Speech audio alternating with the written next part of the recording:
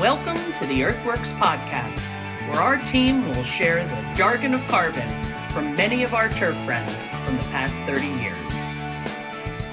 Hi, Joel Simmons here. I want to introduce you to the current EarthWorks Podcast. Today I'm going to be talking to one of our associates and an old friend, Mr. Kevin Hicks. Kevin has been working in the industry for a very long time, 25 years as a golf course superintendent.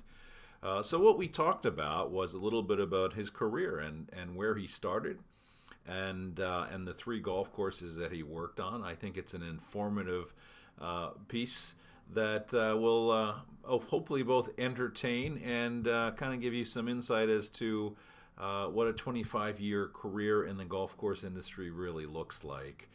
We hope to be continually doing podcasts. The EarthWorks Podcast has started. This is one of our very first, and I'm looking forward to being able to talk to golf course superintendents and sports turf managers from all across the country and maybe even all across the world. So please keep an eye out for what's going on here at EarthWorks as we continue to do podcasts. Take a look at our 2-minute turf talks. There are very short pieces that we're hoping to provide some quick information. We're doing all sorts of stuff now that we're locked in a cage and can't get out. Hopefully, a lot of you guys are starting to work again. It's been a really strange time, and all we're trying to do is trying to make a little light of it all. So hopefully you enjoy listening to Kevin Hicks and me chat. And let's get to it. Thank you very much. Thank you, everybody, for joining us. This is the EarthWorks Podcast. Today, I am privileged to have a team member and a friend join us, Mr. Kevin Hicks from Coeur d'Alene, Idaho. Kevin and I have known each other for probably longer than either one of us really want to admit, don't we? Quite a while. Quite a while. We met many years ago, if you remember this, Kevin, from a mutual friend, our friend who we love and admire, Dave Wilbur, who is an astounding agronomist and has taught me more than I probably remember, and I'd be willing to bet you'd say the same thing about Mr. Wilbur. Absolutely. And we had you and I both had the pleasure of his company. Actually, the last trip probably that we both took before. It was the last human contact we had. Exactly.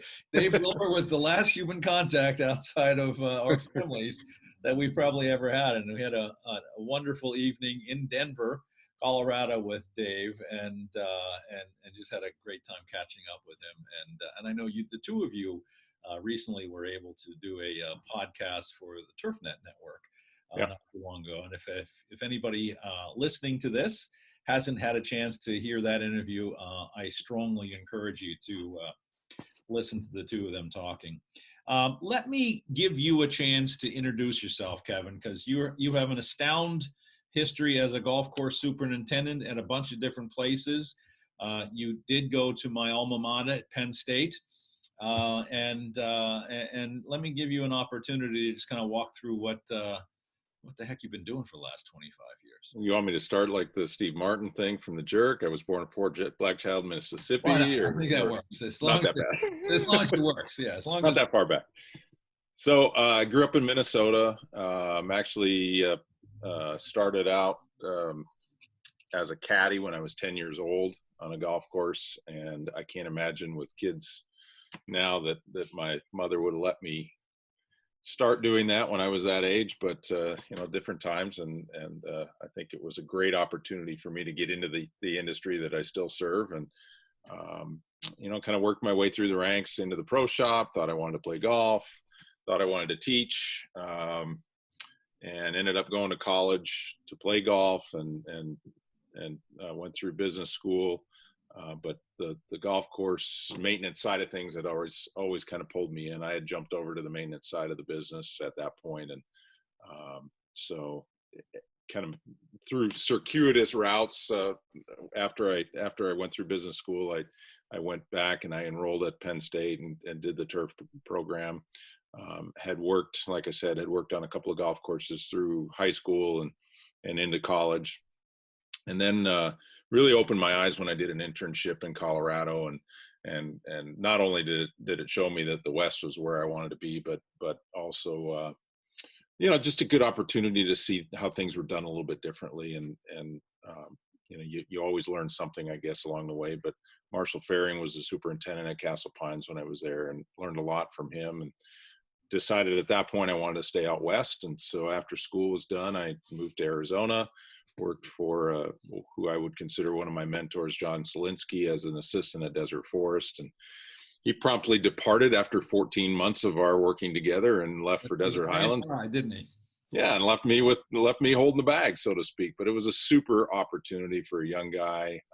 It was a top 100 golf course at the time, and I was nowhere near ready. But you don't turn down those opportunities. And trial by fire barely begins to describe the the next year's experience. I ran the first year without an assistant, so it was definitely a difficult thing. That was in '93, so that was a time where you basically had to pick where you wanted to go once you got out of turf school, and you were off to the races. So finding good quality assistants at the time was different. Was that plentiful back then, is that you could get a job almost anywhere you wanted to? Exactly. And that's how I ended up in Arizona. I had never been to Arizona, never knew I didn't know anything about it. And I thought, yeah, let's go there, and so a kid from Minnesota, one of the coldest places in the country, decides to go to the desert where it's claustrophobic because of the sun.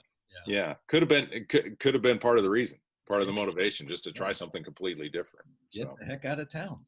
Yeah. But at that time, I had already met my wife. She wasn't my wife at the time, but she blindly followed me to Arizona before we were married. And thank goodness. Yeah, 27 years later, it's worked out pretty well. There you go. So from there, pardon me? She did make you shave your beard recently, which is she did. Yeah, that prior to our anniversary. So after some great years in Arizona, we decided when we started a family, we decided to move a little bit further north and maybe get out of the heat, so to speak. It wasn't the literal heat; it was more the heat of the job. So I moved to a private club in Boise, Idaho, Hillcrest Country Club. What year was this? What year? Yeah. 98. So you were at Desert Forest for 6 years. 6 years, yeah. So 98, moved up to Boise. Loved it. Great club. Private membership. Very down to earth group of people, and we really did some fun stuff there. We hosted a nationwide tour event. It was Nike Tour at that time, so that was enough of a preparation sort of experience for me. It wasn't the majors, but it was something that we did every year, and they're one of, I think, 3 or 4 courses that are original to that tour that are still hosting. So it's neat history. They've been going 30 plus years, and had a lot of respect for the membership there and the way they conducted the business of the club. We'll always have respect for that. But I learned a lot there too. And then when this opportunity, the most recent opportunity at the Coeur d'Alene Resort presented itself, it was completely out of left field. I probably would have still been at Hillcrest had it not been for that opportunity. In fact, my assistant Joe Ahold is still there, who you've had dinner with, and yes. So I left him holding the bag, yes, which was the tradition, and he has done very well, and wants to quit every year, and then loves his job every year. So it's that's he's the superintendent.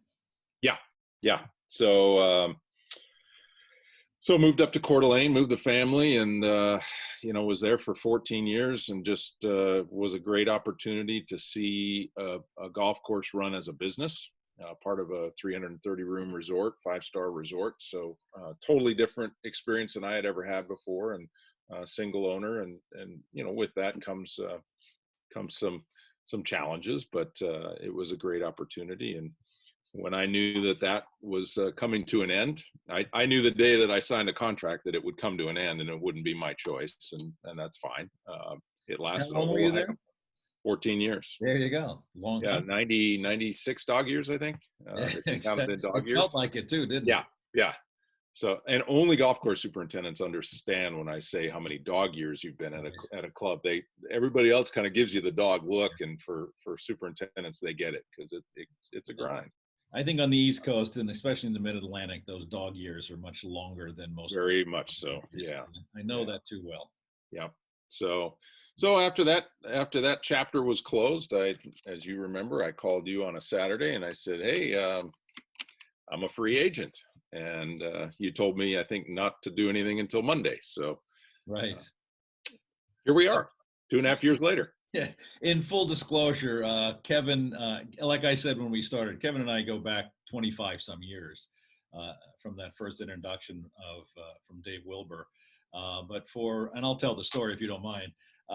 Kevin has always come by and spent some time with us at the National, at our booth. Got to know our team, in particularly our vice president, Lisa Kiefer. And of course, Lisa fell in love with Kevin from day one, and he's gotten to know one of our strongest business partners, Susan Shaner from Logan Labs, very well. And of course, Susan has fallen in love with Kevin as well. And I've always had the deepest respect, but every year, and I remember I don't know how long ago this was, but I'm sure you were there, 14 years at Coeur d'Alene? So probably 10 years of your 14, every year you would come to me at the show saying, "Yeah, this is gonna be my last year. This is gonna be my last year." Okay, just make sure I'm your first call when it happens. And next year we'd come by. "Yeah, no, this is gonna be the last year. It's gonna be my last." "Yeah, okay, just make sure I'm your first call."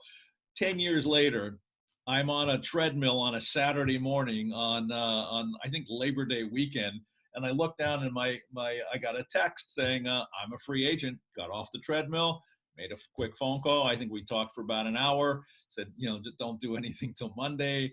By the time we can get you out to the East Coast where our headquarters are, you'll have probably 6 offers in your pocket. So don't worry, you're going to be fine. Just give us a fair shake. And I think that's exactly what happened.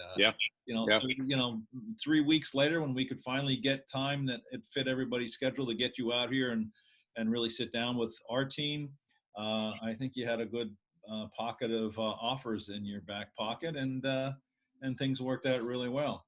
And it's been a great experience for us to have somebody with your depth of experience in the golf course side. As most people know that know EarthWorks, our mantra is really the deeper respect, and that is that's really holds true. And I think you've really epitomized that as we've gone down this road. One thing I'm going to have you talk about that I think is important. Talk about that 23-year-old of yours and what he's up to these days, because I don't think a lot of people know. Certainly, the people who know you well know about Michael, but talk a little bit about your baseball kid. Well, we're as his career has been for the last several years. He's in a state of flux right now. He'll have his diploma from Boise State University in a week, I think, a week and a half. But with the shutdown of the world and some of the other things that happened along the way, he was kind of cruising through his redshirt senior year at Boise State, kind of thinking about playing professionally, maybe going out and into the workforce and getting a job. A lot of questions in his mind, but he was granted, because the cancellation of all spring sports in the NCAA, he was granted another year. So he'll be a super senior next year, and had made that decision just based on the fact that there probably won't be a lot of job opportunities out there. He'll be fine in that regard. He's a really well-spoken guy who's comfortable in front of people, and I think that'll bode well for him in the future. But so he's decided, because of what the school was able to offer him in scholarships and so forth, he's going to continue to play. But I think at least a portion of what he's thinking about is still playing professionally at some point. But there's so many question marks right now. This was the safe bet, and it'll give him another year to hone his skills a little bit. And but it's weird. He's gone, like all college athletes, he's gone from 100 miles an hour to 0, and he's sitting at home right now doing online classes and trying to finish up his degree. And it's a weird world for him, not being able to work out, not being able to play, and all those things. So What does he do the rest of the year? I mean, he's going to go start a master's program. What's yeah, this? that's the plan. He'll head back down. The neat thing about the coaching staff, it's a brand new program. Actually, this was the first year in 40 years that Boise State had a program. So, there was some history there to be made, and he could be part of that. But the coaches have been very, very accommodating with his requests to, one of the downfalls of being a student athlete in college is you don't get to do the traditional internships and on the job training that some other students can do. So he hasn't had any job experience. He's secured an offer to do an internship with a financial planning company this summer, and that'll be great. And he can still work out. And the way the restrictions are working right now, it looks like they'll only be able to do 2 or 3 person workouts throughout the course of the weeks. So he's planning on heading back down to Boise here at the end of this coming week. So it'll be interesting. And how big is Michael? He's bigger than I am by a long shot. He's Aaron Judge. That's who he is. He's a very strong, tall, young. Yeah, he's about the same dimensions as Aaron Judge. Yeah. In fact, he was drafted by the Yankees out of high school, and a lot of people at the rookie facility had said that, and we didn't even know who Aaron Judge was at the time. But yeah, he's a big boy, and he's about an extra $600 or $700 a month in food bills right now. Is what we're noticing. 1,000 eggs a day. Is that the stuff? Yeah. Kevin and I have joked a number of times. Being a Yankees fan, I've encouraged him to get Michael into the Yankees so that I can get playoff tickets and good stuff. Let's talk a little bit about this career of yours. I mean, tell me. I mean, what was it like? I mean, I've known John Selinsky for a long time. Have tremendous respect. Actually, I think, and of course, time is all shattered because of this quarantine. I think it was last summer, maybe last fall, I actually got to see John for the first time in the Carolinas. And I hadn't seen John for years, but always had a lot of respect for John. But you're thrown into this battle with in the desert with, and I don't think John would be offended by me saying this, but, certainly a very type A superintendent, very hardworking, very, very thorough. And then all of a sudden, one day he comes to you and says, "Oh, by the way, I'm leaving and it's all yours." And you're how old? And what was what were you thinking the day that John sits down with you and says, "Oh, by the way, I'm leaving. This is all yours and you're all by yourself"? I mean, that must have been quite the day. Well, when you're, I think I was 24, I think, at the time. Wow. And it, like I said earlier, it was a time where your career was fast tracked. If you made the right choices leading up to that point, I mean, you were doing something wrong. And this isn't downplaying anything, but you were doing something wrong if you weren't a superintendent in 3 to 5 years. In the 90s. Yeah, in the early mid 90s. Yeah, absolutely. So, in the back of my mind, I knew that's what I wanted. But holy cow, when the reality of it really presented itself, it was pretty daunting and a little bit frightening, but I certainly wasn't going to turn down the opportunity. Did this happen in one day? I mean, did he walk in and say, "I'm out of here, it's yours"? I mean,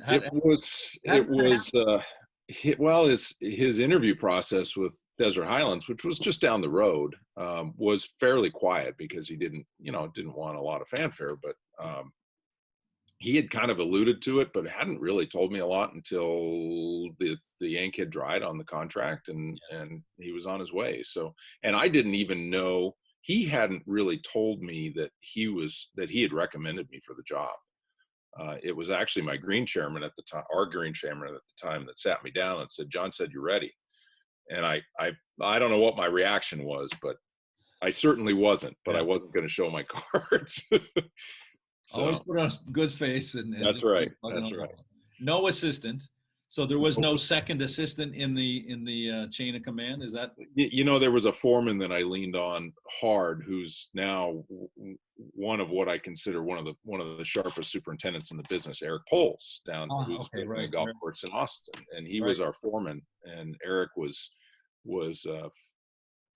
far beyond the average foreman. I mean, he was already looking to school and ended up enrolling at Penn State and going back there, and Arizona kid, but yeah, he was looking beyond what his current role was. So he was able to step up. And so to say I didn't have an assistant, I mean, Eric was definitely my assistant at the time. I had a great irrigation tech who could have run the club, could have run the golf course just as well as anybody.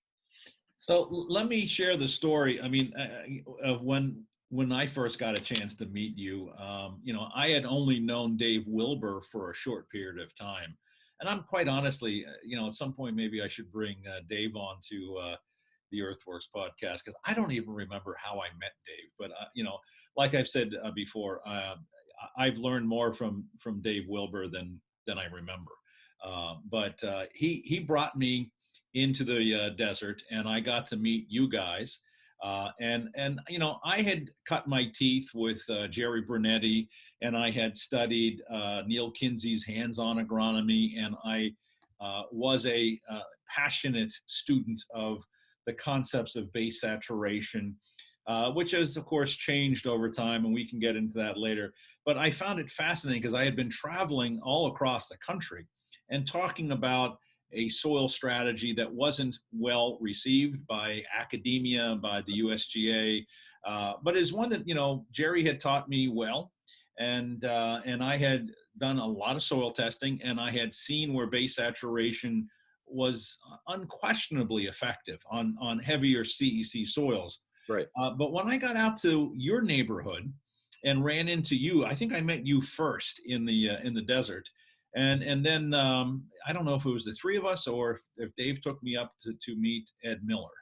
And I'm going to let you talk a little bit about Ed, but I looked at Ed as the patriarch of that little group that you guys had. But Ed was a devout Brookside Labs base saturation guy, and I'm like, all of a sudden I'm in this world where, whoa, I had been called every name in the book because I believed that calcium and magnesium had a major player in the physics and the biological setup for a soil. And then, I was starting to even question this until I got out to meet you guys, who believed in biological soil management, base saturation as a starting point of that, and then had a chance to really get to know Ed a little bit. And was just amazed that there was this collection of you guys that were in this, let's call it a cult. Yeah. For sake of better. But tell me, how did you get into that world, and where were you introduced to that, and share with us how this all started with you? So Ed had, I didn't ever work for Ed, but John was his assistant at Desert Forest. And so when Ed left, I believe he went to Desert Highlands for a little while before he went to Pebble Beach. Mm-hmm. But he had contracted the services of Dick Pasala, who we all have a lot of respect for, and that's the connection with Dave as well. So, he passed on his knowledge and understanding to John, and John then passed it on to me. So, kind of like a family heritage, if you will. But yeah, that's how it all started, and Ed learned from Armin Sooney when he worked with him at the PGA Championship at Cherry Hills. So it's kind of, I didn't even know there was that connection. Yeah, it's all Armin's been everywhere. I'm not sure. I think Armin knows every single person in the golf industry. I believe he does. If he doesn't, he'll tell you he does. But I said it with great respect, Armin. Respect. Yeah. Really. So that was, and that was obviously John's passion because he had seen it work and at the desert. He saw this work at Desert Forest. Yeah, the best story I can tell is it was actually right at the end of John's tenure and kind of at the beginning of mine. We had started on a fairway aerification program. At that time, we didn't overseed the fairways of the rough at DF. And so, we had a fair amount of biomass to try to manage back, and obviously managing things biologically was a very important key to that. And so with aerification, there's obviously a lot of improvements in the aerification tools that we have now, but we had an old a Toro fairway aerator. And in 3 years between the time John left and I took over, I effectively destroyed that machine, just beating the daylights out of it, trying to get air into the system and trying to amend with lime and doing the things that we knew were going to work at the end. In fact, I tell this story in a lot of the presentations I make. We went through the first year we bought that machine. We went through 7,000 times. Wow. I wasn't exactly budgeted for that, but we knew it was the right thing. So we gutted it out. And by the end of the third year, again, you think about lime reaction and the time it takes to react that lime in the soil and some of the initial investments that we made. We were doing composting, which nobody did. I mean, that was just unheard of. And that was John's idea, the composting? Yeah. And where was the compost? What was the compost? Where was it coming? I don't remember. It was a relatively local source. I don't even remember what the material was that we used, but I know we spread a lot of it. So we had done that, and by the time, so John was gone 2 years, I had purchased a new machine by then, because again, I had destroyed the first one. It was bad. But Kevin, we need to talk to you about this, please. Yeah, it doesn't include 4 air fires this year. Exactly. But I think where the rubber really hit the road for me, as far as seeing a start to finish type of process, and the fact that this whole base saturation thing and balancing soils could really work, was in year 3 we went through 400 times aerifying effectively 60 acres of turf. Wow. This is decomposed granite, it's hard soil to begin with. Yeah. But that was a big aha moment for me, to see that this was really worth it. And like I've told all of my assistants and interns through the years, nothing good happens fast. Yeah. A lot of bad stuff can happen pretty quickly, but nothing good happens fast. And so it takes some time and an investment and a commitment. Good advice. Yeah, that makes sense. Were you guys cautiously paying attention to soil biology, biological soil management, or was this just part of the process? Sure. No, it was all part of it. I mean, oxygen, as you've said for years and years, oxygen is the most important nutrient that plants and soil can have.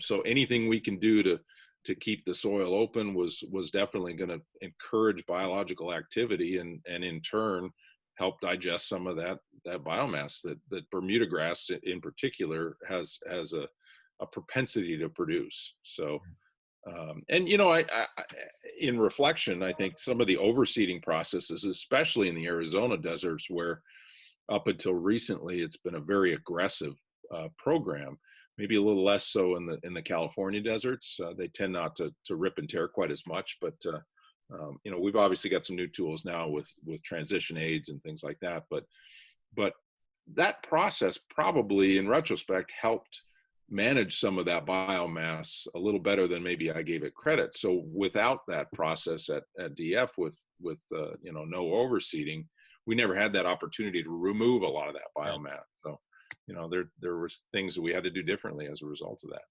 Now, was most of your influence at that time John, or were you getting a lot of influence from Ed? And when did Dave Wilbur come into the picture? Explain how this whole network started to develop.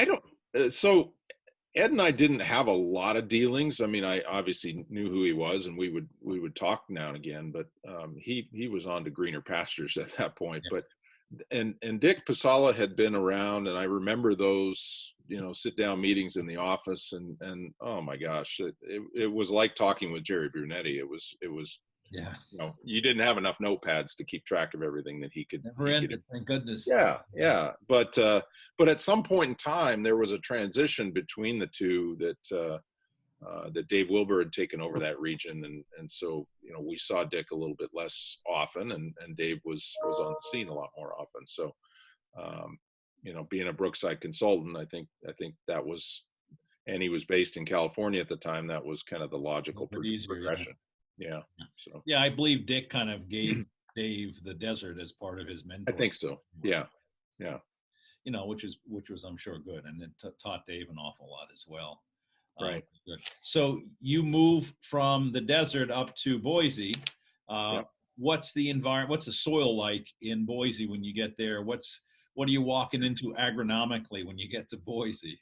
It was interesting. And that was, obviously I had John's influence at Desert Forest and kind of his pushing and prompting and mentoring to teach me how to do this. Well, now I've got a complete blank canvas. And of course, the first thing I did was I pulled soil samples and sent them off to Logan, or not to Logan at the time. They weren't in existence, but I sent them to Brookside. Yeah. And 40 years of ammonium sulfate applications had basically stripped what? Yeah, all the carbon. Stripped calcium. Yeah, and the calcium. Yeah, there was no calcium really in the soil to speak of. No available carbon, no calcium, lots of magnesium.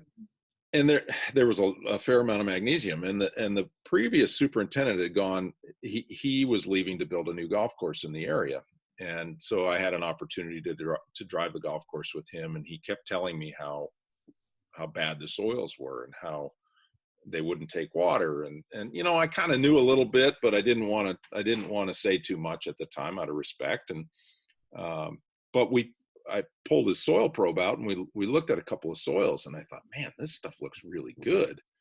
It's got to be chemical. So when I got the soil test back, I mean, it all made sense, and we started pounding lime and doing some things that nobody else was doing. And I remember, and Dave and I have reflected on this since, I remember calling him the day that I could tell that calcium had gotten to 60%, because I did a lot of foliar feeding and soil sprays and so forth, and there was a day that we went out and did a soil application, and it was instant, the response, and so I knew that things were starting to work. And I remember calling him excited, and he kind of chuckled and he said, "Yeah, congratulations, you finally gotten there." You broke 60. Yeah, and everything from there on out worked so much better, and we had gone from, you could barely make a turn or two of the sprinklers on the fairways without puddling to, and I'm not exaggerating, you can verify this with my assistant, but we would run our sets twice a week in very arid, very hot conditions. And we had roots that would go, in fact, the soil probe would go right to your knuckles. Wow. That's how good the soil was. And there was a root almost every time of predominantly ryegrass right down at the bottom of the probe. Wow. So, that the proof was in the pudding in that case. And how long did this take? How many years was it before? 3 years. There's that magic number again, right? And so the last calcium takes 3 years to fully react. Is that? Yeah. So I was there for 5 years, almost to the day. So the last 2 years were just a smooth sailing machine. Yeah. It was great. And I give a lot of credit to Joe, my assistant. He was almost like a caged animal. Like, he knew a lot of this stuff would work, but he was never really allowed to do it. And so I basically let him out of the cage, and he went nuts with it. It was so much fun to watch him. And you turned over to Joe a property that was chemically balanced, probably biologically active, whereas you came into an environment that was probably biologically dead and completely imbalanced. Right.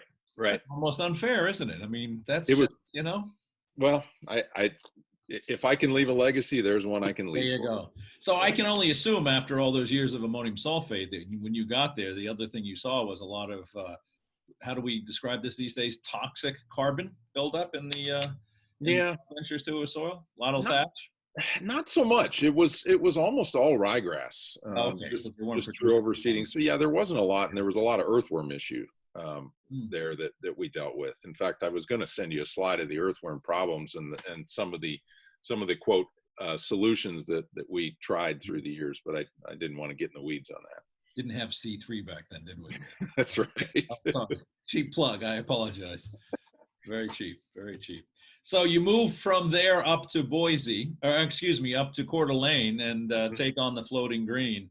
What was this? Let's forget the business part of it, but the agronomics of Coeur d'Alene, I can only assume yet a third major change in your agronomic career from a soil standpoint. It was a disaster.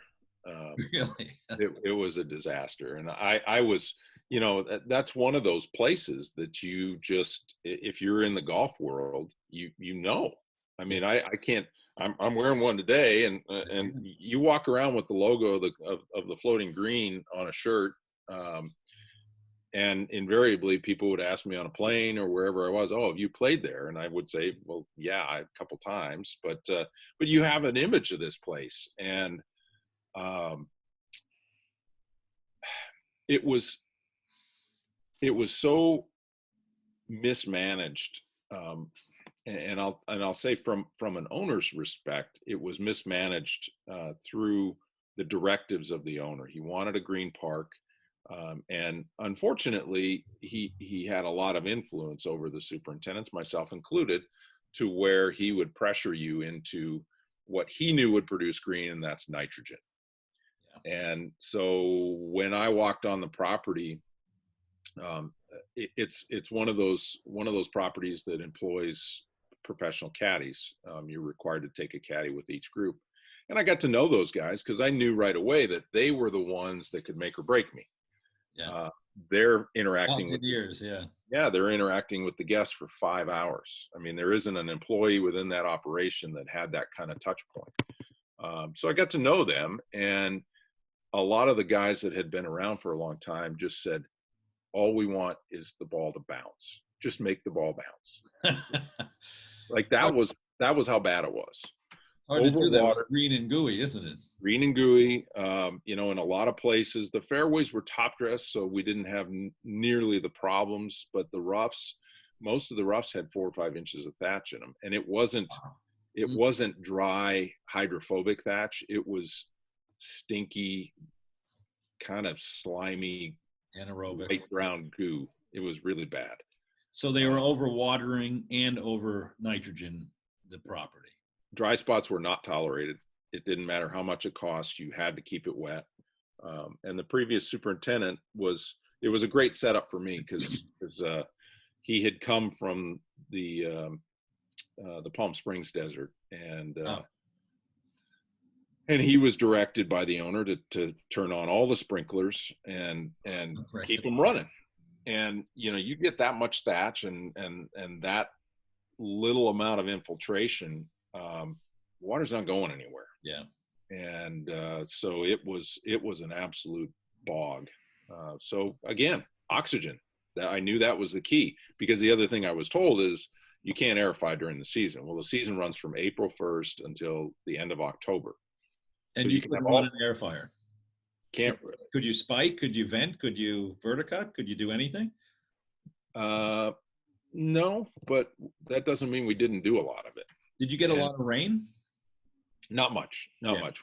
I think we average here about 22 to 24 inches. And when is the rain? Is it all in the season? Mostly in the winter.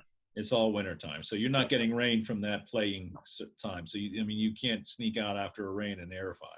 Right. And we've got, you got a book tee sheet every day, so you're not just going to sneak out. But and the other thing that was a challenge that I never would have guessed, but we irrigated with water out of the Lake Coeur d'Alene, which was snowpack runoff, very clean water. So very, very low energy water with very high energy thatch. Again, there's an affinity to that, and it just would hold that water in the thatch forever. I like that term, high energy thatch and low energy water. Yeah. That says a lot. So it's looking for an attraction. And, Dave Wilbur was the one that showed me that. I mean, and I use this in my talks too, that he said, what do your cart paths look like? And I said, well, who cares? I want to talk about my water test, and he says, no, bear with me here. And he says, are they concrete? And I said, you've been out here, you know what they are. He says, what does this concrete look like? And I said, well, I don't know. It looks like, aged concrete. He says, does it look like exposed aggregate? And I thought about it, and I thought, it kind of does. So you can see a lot of the stones in the concrete. And he said, that's because your water is so clean that it's stripping calcium out of the concrete. And he says, what do you think that's doing in the soil? Yeah, exactly. Same thing. So, that really moment of Mr. Wilbur. I've heard this line before, but I think that's a brilliant statement for any superintendent in that kind of a environment, that part of the world. If you can see that aggregate showing through on the cart path, you're losing calcium, because it's all calcium. Yeah. So we were fortunate. We had we ran 2 crews, a day and a night crew. And so we developed a whole program that I called covert ops. And, you know, as long as we could do what we needed to do and have it cleaned up in the morning before the first tea time, I felt like I could do a lot of things that needed to be done without anybody really knowing about it. Who, you're air fine? You don't work there anymore, so you can speak freely. We were venting. Ah, there you go. Getting air. You couldn't use the A word, so we had to come up with a new word. Yeah, so we were venting. And venting was a huge key to what we did. Yeah. That and really making the switch to almost all organic based fertilizers was to me was key. I had to digest it. You know, you ask anybody that worked for me there, and we had what I called the rule of 60, and it was which makes it very difficult. It was 60 days that we had soil temperatures of 60 degrees or more. Oh, really? Okay. That's a pretty tight window to really make a lot of progress. Yeah. Get some digestion going. So we knew that to get that digestion moving, it had to happen in those 60. I mean, I think the most I ever saw in my 14 years there was 90 days of soil temps over 60. So you've really got to make hay while the sun was shining, literally. So we did a lot of solid time venting, and as a result, that and trying to keep organics to keep that biological system moving as long into the you know, the shoulder seasons as we could was really the best way to approach it. Right. Yeah, that makes perfect sense. Yeah. So you are now kind of out of that realm, and really in a position where you're able to mentor, advise a lot of young guys in the industry. From, you know, you've got the biggest territory certainly in EarthWorks, but that entire West Coast, and you know, you've got the experience from the desert up through, you know, the Coeur d'Alene environment. What do you tell? I mean, and this has happened. I don't think you were unique to the situation where the general manager, the owner, the greens committee wants the green and gooey. How do you help a young guy in that situation that you found yourself in, where the owner is pushing you to be green and gooey, which is absolutely against all common sense agronomy in terms of keeping the soil saturated and just pounding it with nitrogen? How do you, I mean, you know, obviously you had your covert activity in the evening, but how do you mentor a young guy that you find in that situation? What do you say? Baby steps. I think that's the key, you know, because every operation's unique. I can't walk into a superintendent's office, whether he's been there for 30 years or 3 months, and tell him how to do his job, because I've never done his job. Yeah. I've done jobs like it, but you know, like you've taught us, ask a lot of questions. Make sure that you have as deep an understanding of what they're going through. Find out what the demands are at that particular operation, and then try to insert some suggestions and maybe some tweaks to the program along the way. And you know, it's important, I think, to gain, whether you've got a new assistant or whether you're dealing with a new client. I think it's important to gain their trust, to let them know that you're working in their best interest, just like they are. So this could be a whole podcast on its own for a lot of superintendents, but you've spent 25 years as a golf course superintendent, every single day getting up at the crack of dawn, rolling out to the golf course, coming home late, having dinner, going to bed, doing it all over again. Now you find yourself in a position of talking to me too much, getting on an airplane too many times, but you have a chance to see a lot of operations from, you know, the Pacific Northwest down through the deserts in California, and then Colorado and Denver, and you know, and of course back to the desert where you had started your whole career. How's the transition? And I know this is a hard conversation coming from me asking you that question, but I mean, without worrying about talking to the boss, how is that transition? And you know, how, I mean, it's got to be, I hope, and I assume, knowing you as well as I do, that it's got to be pretty rewarding when you do have a chance to talk to a young guy that's kind of starting up in his career or struggling with something that you've seen. How's the transition? I mean, what kind of advice would you give any superintendent that made that jump that you've made? The transition quite honestly, hasn't been easy. There is. You turn 50 and you have to learn a new career. Yeah.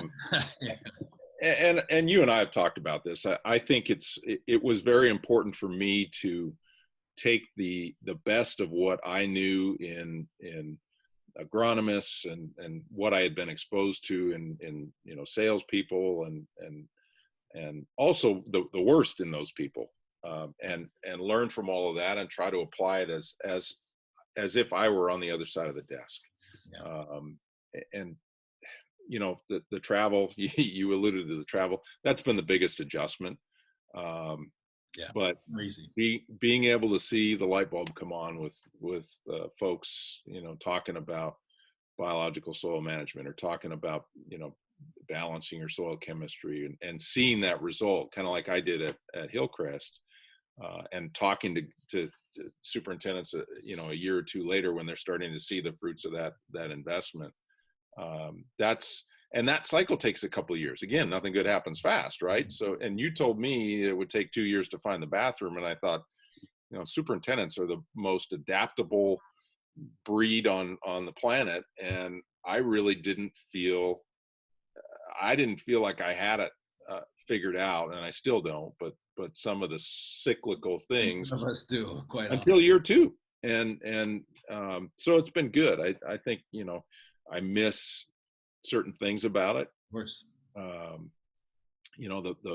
The product, producing a product that you can review at the end of a day and see what you've done versus some of the latent rewards that we get on especially on a manufacturer's representative standpoint. It can be a pretty long and drawn out process to see that result. So that's been an adjustment, probably the biggest one.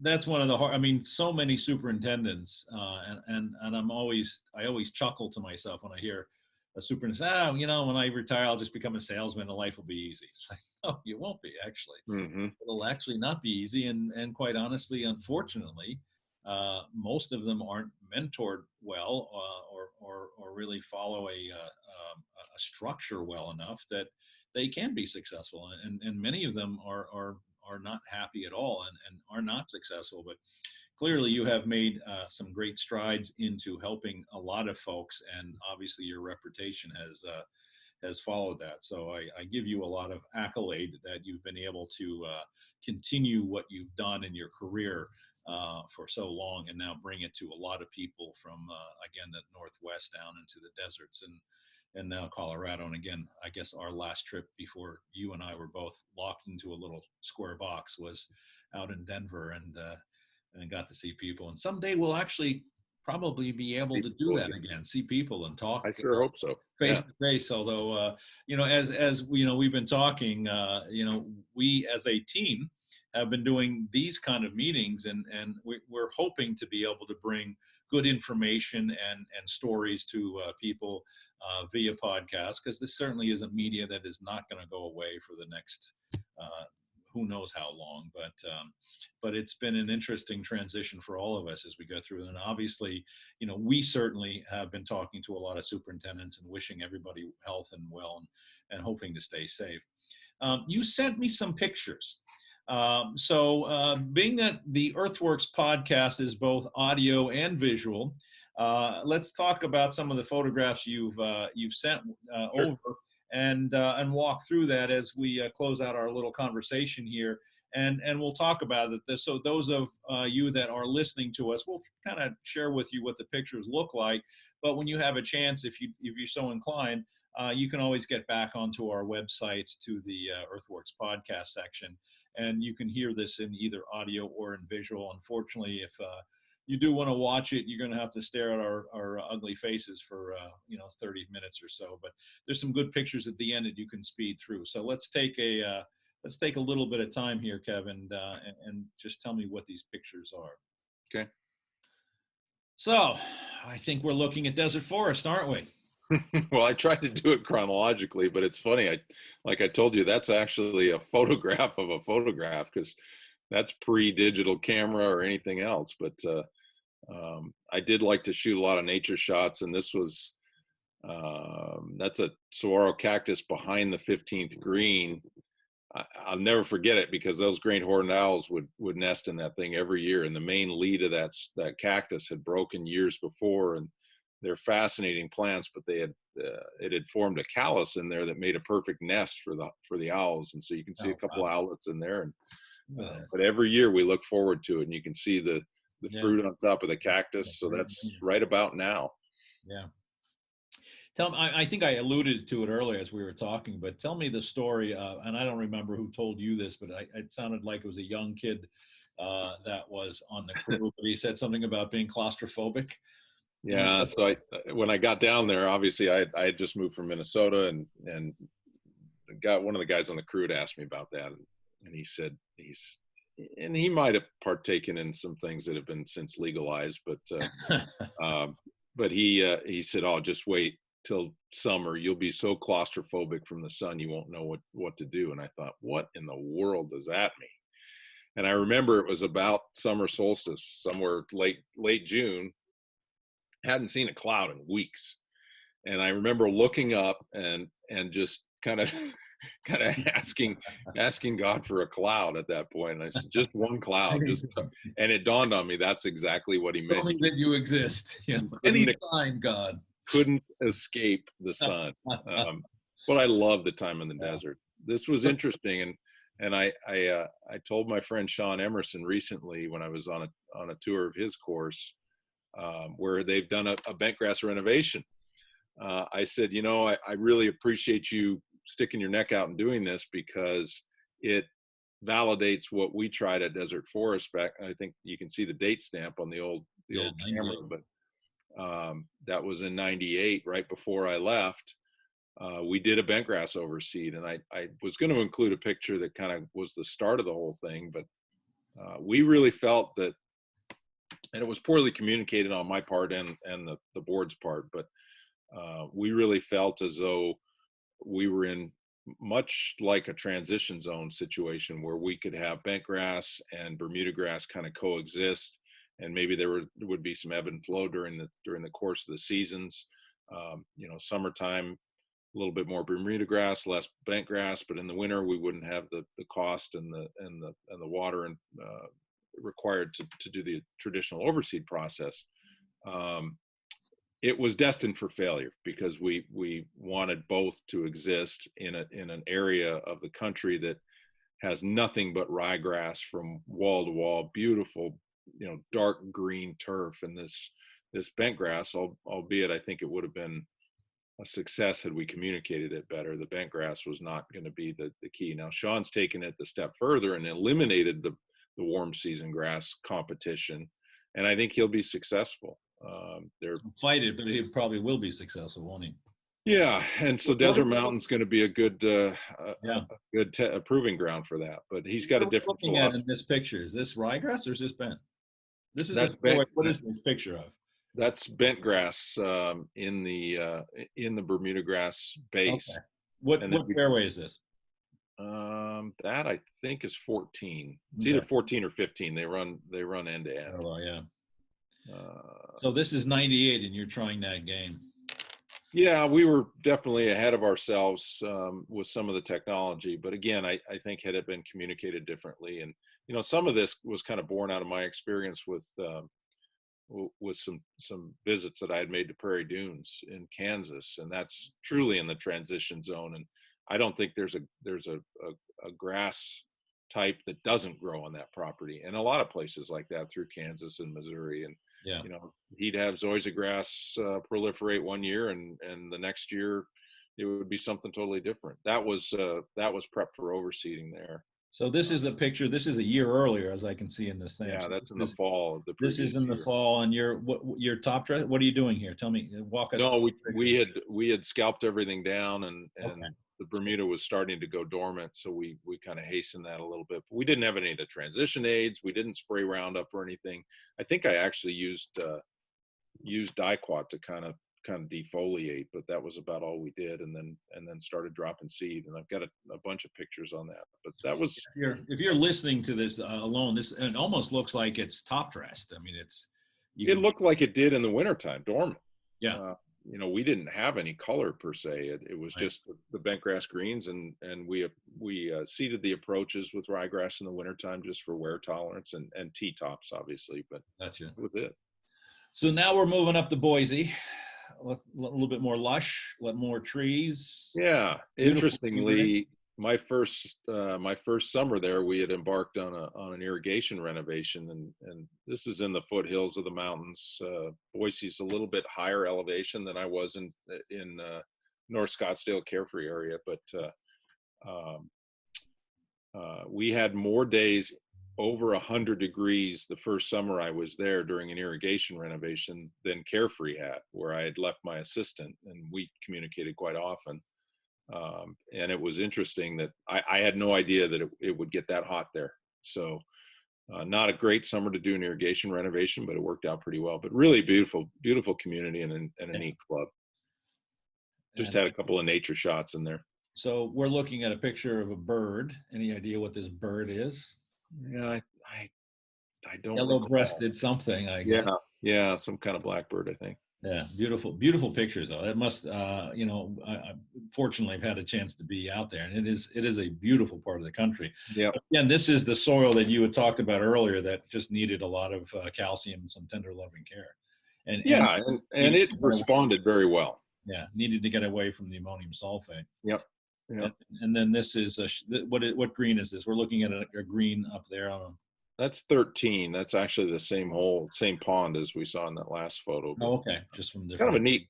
Yeah, it was a great club because they did such a good job of budgeting and planning for things, and so we always worked off a master plan. And boy, if there's a piece of advice I can give to a superintendent, it's get your club to adopt a master plan. We knew ahead of time, and there's a few of them out there now that are doing as good a job, but we would post on easels in the clubhouse. We worked at the time with John Harbottle before he passed, but every member knew 5 years in advance what was going to happen to number 13 green, or whatever hole it was, because we had it planned out 5 years in advance based off the master plan, and they had it budgeted, and a lot of respect for that club, the way they handled their finances. Just beautiful pictures that you have. Yeah. And this is the same. That's a beautiful picture. That's a neat shot of it. This is a picture of a, how would you even describe this? A sod steppe? Yeah, just an old style railroad tie with some grass in between, and going up to the back of the from the back of the green, going up onto the green, and just that's a 9-foot flag stick, so we could never get. It didn't matter how good you were at cutting cups, because it's a huge uphill to the green, and during the nationwide event, or Corn Ferry now, I guess. That's the 18th hole. They flipped the 9s so that the TV coverage looks better. The golf course actually has two different generations on the 9s. This 9 was built in the 40s, and the other 9 was late 50s. Interesting. So now we move to the infamous, the floating green, this Coeur Lane Resort Country Club. Most difficult green on planet Earth to manage. Yeah. I will never forget the day I came to visit you, and you took me underneath this thing, and I always wondered how a man of your height could ever survive getting through that. Not only the claustrophobicness of it all, but it's about 4.5 feet high. Yeah. My head's still sore from running into a pipe or two from that thing, but it's a fascinating picture. And this is an iconic shot in the golf industry. Is this? Yeah. This picture that we're looking of the floating green at Coeur d'Alene, but what a great shot. And then a picture of the entire property with the floating green out in the back. But that's a great shot of the work that you were doing. I take it this was done while you were still on property. Yeah, we had purchased a drone for some marketing stuff, and that was a neat shot we did of basically the whole golf course. Yeah, it's a good tool for a golf course superintendent. Yep. So you did a little renovation. You dug up some grass. Yeah, probably call it the beginning of the end for me. Oh, there you go. Had some really significant winter kill in the winter of 14, 15, and that's never it was no, but this was when this machine, you're looking at a 160 horse John Deere tractor that's rolling onto one of our greens with an 8-foot rhododendron on the back. It's not a rhododendron, it's a rotavator. But we wanted to try to marry all of the layers of previous superintendents all into one. So we tilled to about 10 inches and put all of the amendments that we knew we needed to get down, and rototilled the whole thing in, and the machine actually surprisingly did a very good job, and we fine-tuned it. It was a 2-phase project. The 6 greens that we had lost to winter kill. It's interesting, but in going through this process, we were always looking over our shoulder at winter and the amount of POA that we had on the greens, and we knew that there was going to be a winter because every course in the area had a winter. Yeah. And this happened to be ours. Our number was up, and the ones with the most POA ended up coming out of winter the worst. And it was a really tough year politically for me, and I don't know that I ever recovered. I got a little bit of bad advice from a few people inside, and it didn't work out well. But don't it was a miss great those project. days, I suspect, do you? Pardon me? Don't miss those days very much, do you? No, but I empathize with all the superintendents out there that are dealing with this, and that's another thing that I preach a lot is communication and how important that is. Everybody that's been around for a while say the same thing. There's two types of superintendent, either ones that have lost grass or the ones that are going to. Yeah. And it's how you navigate that and how you communicate that, and do what you know is best. Don't take the advice of somebody else. So here you're stripping sod. Is that what you're doing here? Yeah, and I put this in here because I would never do this any other way than to contract the sod grower to come in and use his big roll harvester to harvest what was there. Yeah. Talk about speeding the process. It was wonderful to have him cooperate and work with us on this project. And what are you doing? Is this a nursery green, or what are you doing here? No, this is a practice green, but this is the original turf that was down that we stripped before we brought in the new T1 sod. Oh, so you're just regrassing in this. Yeah. In this process. Yeah. So the process was, it was a several step process where we did the rhododendron work after the sod was stripped. With a floating green. You had to move stuff to a floating green. Yeah. Out in the middle of the water. That's right. And I threw this picture in just because everything that had to be done on that green, the reason I say it's the most expensive and the most difficult green in the world to manage, everything that has to be done on that has to go out on a boat, whether it's a greens mower or in this case, a small skid loader type machine that we hoisted up with the crane onto a barge and took it out to the green and did all the work. It's that's a $300 an hour operation right there. So you got to have your ducks in a row before you start something. So this was contracted every time you did this, or is this all in house? No, we contracted all the crane and barge. Contracting business. Wow. Yeah. There's a lot of stuff. So there's you moving sod rolls out on that. And this, I suspect. And this gentleman that's on the crane, his son is in the picture to the right of him, but he actually has been around. The son is the 4th generation in this company. And so he helped build the green 30 something years ago. Oh, wow. And I think he sodded this green more than a couple of times, but it was interesting because he didn't say a whole lot. He was kind of an old crotchety buzzard, but he said afterwards, he said, I've never seen something so efficient as this. Oh, well, that's a compliment. I take that as a compliment. We set out to do big rolls on all the greens, including the floating green. And so we had to load a big roll install machine, which you can see in the picture, along with all the big rolls onto that barge and take them out. But he couldn't offload the rolls as fast as the crew was putting them out. So it was a really good process. And this is a picture of. So this is a picture of the forward tee on the floating green during one of our, I think, 4 flood events that I experienced in my 14 years there. And there's nothing. I see a lot of pictures this time of year on social media of superintendents going through flooding. I think there's some up in Alberta right now. My heart sinks for everybody that deals with this because there's no more helpless feeling. But I threw this in here because I had to laugh every time I was asked this question. So that tee that's in this picture is just barely keeping its head above water, and Literally. a couple days later it went under. But invariably, when these flood events would happen every so often based on snowpack, and it was kind of big news in the town, not just for the golf course, but just in general, because there's so many homes and properties around the lake. And invariably, I'd have several dozen people ask me every year during a flood event, is the floating green okay? It floats. It's fine. Everything else is not okay. That's the only thing that is okay right now. But it's funny how they don't really think that. And then they say to themselves, "Oh yeah. Oh yeah. But it's really odd to have an uphill shot to a green like that, because normally you don't. You would send. We talked about this picture, but explain this. This is a picture of a big drill going into a right outside of a bunker. Yeah, so we had all of our rakes were housed in in-ground holders, and actually the intern that I've got here in the picture is holding the actual rake holder. So we were putting a new one in because we'd done some bunker renovation work and moved things around. And this was one of the brainstorms of our owner. He wanted a very clean look on the golf course, and this was one of the things that we did, and had to devise kind of a whole holder system. But there's something that not every golf course has to deal with is dropping rakes in the ground. So you built this? Yeah, I was just an auger, and we had an extension built for a mini X. I think that's it. Well, I want to say thank you, Kevin, for being one of my first guests on the EarthWorks podcast. Something that we came up with just the other day, didn't we? Yeah. But hopefully you'll be able to do some of these with some of the folks that you know.